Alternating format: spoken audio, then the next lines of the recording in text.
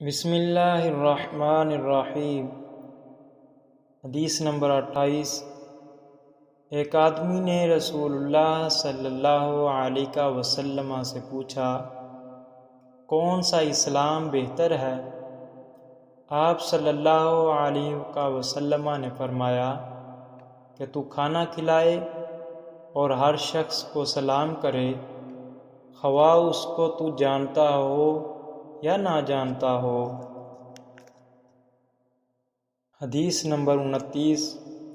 نبی کریم صلی اللہ علیہ وسلم نے ارشاد فرمایا، مجھے دوزخ دکھلائی گئی تو اس میں زیادہ تر عورتیں تھیں جو کفر کرتی ہیں۔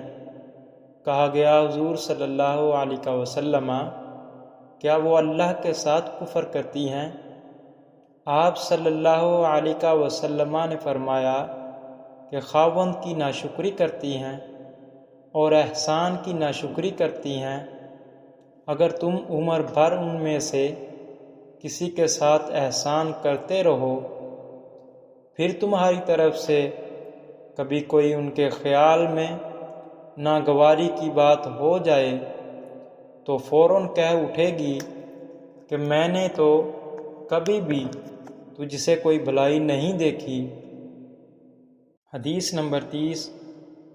میں اس شخص حضرت علی رضی اللہ عنہ کی مدد کرنے کو چلا، راستے میں مجھ کو ابو بکرہ ملے، پوچھا کہاں جاتے ہو؟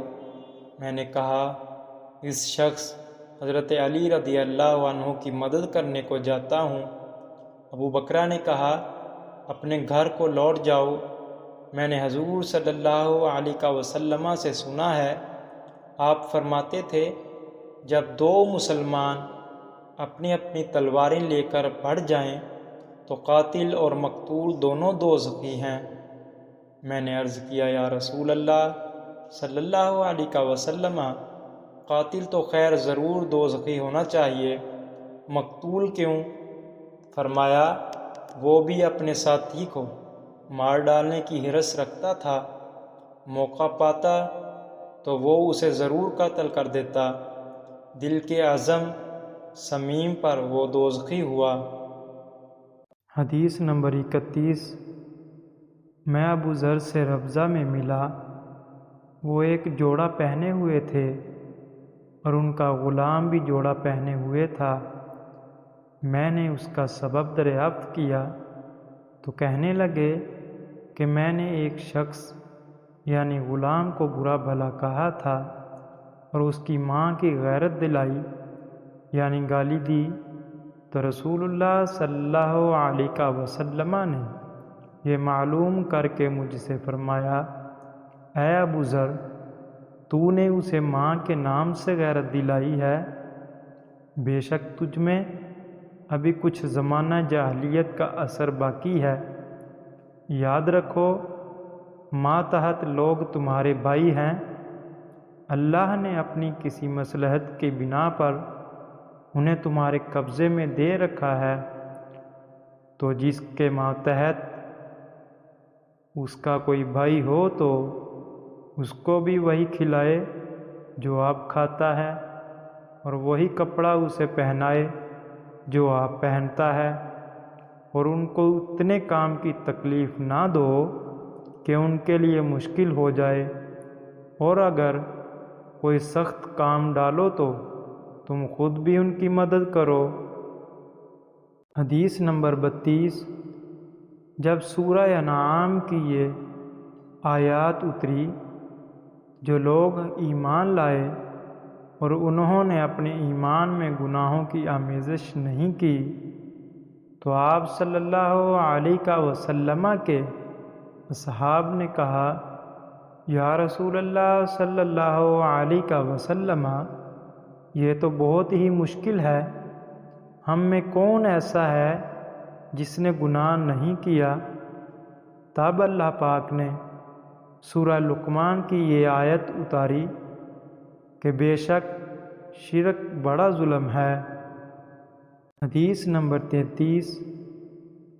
آپ صلی اللہ علیہ وسلم نے ارشاد فرمایا، منافق کی علامتیں 3 ہیں: جب بات کرے تو جھوٹ بولے، جب وعدہ کرے اس کے خلاف کرے، اور جب اس کو امین بنایا جائے تو خیانت کرے۔ حدیث نمبر 34۔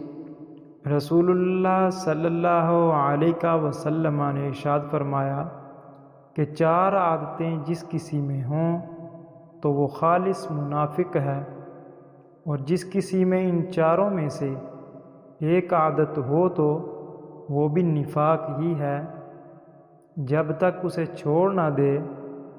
وہ یہ ہیں: جب اسے امین بنایا جائے تو امانت میں خیانت کرے، اور بات کرتے وقت جھوٹ بولے، اور جب کسی سے عہد کرے تو اسے پورا نہ کرے، اور جب کسی سے لڑے تو گالیوں پر اتر آئے۔ اس حدیث کو شعبہ نے بھی سفیان کے ساتھ اعمش سے روایت کیا ہے۔ حدیث نمبر 35۔